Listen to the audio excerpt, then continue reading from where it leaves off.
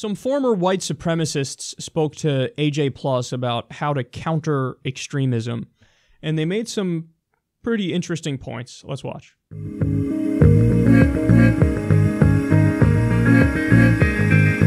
It is much more effective to have counter protests that are absolutely committed to nonviolent counter demonstration.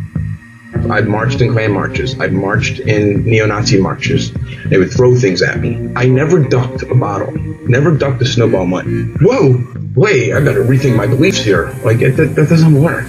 Part of their mission is to incite violence and prove their position that they are, in fact, the victims and they are the marginalized members of society. It's much easier to take that position when they are being attacked. I think that it's crucial that we have a presence that counters the narrative that they're offering. What changed me was people of all races and colors and creeds and religions started treating me as a human being. And so what I'm going to tell people, and they're going to shake their head at this and say, oh, whatever, is we need to treat them with empathy and compassion and respect. Well, we can absolutely unequivocally denounce their beliefs. Remember that they are each individually human beings and that we need to uphold their dignity because we don't want to become what we loathe and what we hate. Now, I could already anticipate a lot of the responses to this. You know, people would say, yeah, but you have some Nazis there, and we had Nazis in World War II who we fought, and we had no problem fucking murdering them then, killing them, and we knew it was the right thing to do. So why is it different now? Well, there's a few reasons. Number one of them was a foreign power. Another one is dealing with people domestically who are in your own country and who are citizens in your own country. So right off the bat, there's an issue with civil liberties and rights that pops up. And also, we're talking about, in one instance, the clearest case ever of self-defense, a defensive war. I mean, Hitler declared war on us, and Hitler was bound on conquering everything in sight. So that's a defensive war. And another one, we're talking about an instance where oftentimes violent counter-protesters are doing the offensive violence. And they'll even tell you, like, yeah, no, I punch Nazis, and that's my point. My point is to punch Nazis, to do violence against Nazis, and I will initiate the violence, and that's totally fine. So in one case, you're dealing with a foreign power that declared war on us, and it's totally defensive. In the other case, you're dealing with a domestic situation, and it is not defensive. So those are gigantic differences that we can't overlook because everything hinges on those differences. So that's the response in that respect. Now, furthermore, I think they're totally right, man. The way you defeat guys like this is you undermine their ideology. So they believe and they think and they act like, oh, the people on the left are just violent and they're anti-white and they want to take away our rights, and they want to, they're against me. So the way that you undermine their ideology is to prove them wrong and say, you've been told we're the bad guys. Well, what if none of us do violence towards you? What if we actually treat people peacefully, with dignity and respect? And what if we meet your incoherent, hateful ideology with a sound, rational, logical ideology? Now, again, people will say, well, you're not going to fucking... What are you going to do? You're going to convert all these neo-Nazis? No, but you convert enough of them.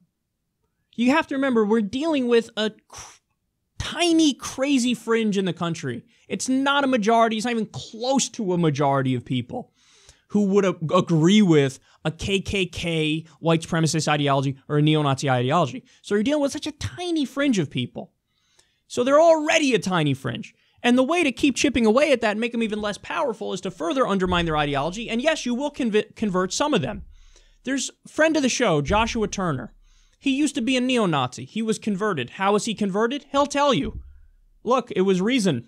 It was reason. It was rationality. He started reading fucking atheist books like Richard Dawkins. And he was like, damn, this guy seems to make a lot of sense. And then he realized a guy like Richard Dawkins is totally against racism and was a liberal thinker. And he goes, why am I hanging out with these people who seem to believe things that are totally wrong and hateful when you got this group of people over here who seem to care about reason and rationality and logic, and they don't have a racist bone in their body? So, yes, there is a way to win on the battlefield of ideas. That doesn't mean you eliminate all, people who have a white supremacist ideology. In the same way, you'll never eliminate all jihadists. But if you fight on the battlefield of ideas and you're right, you will win in the long run. And always remember, man, that point that she made at the end is probably the most important, which is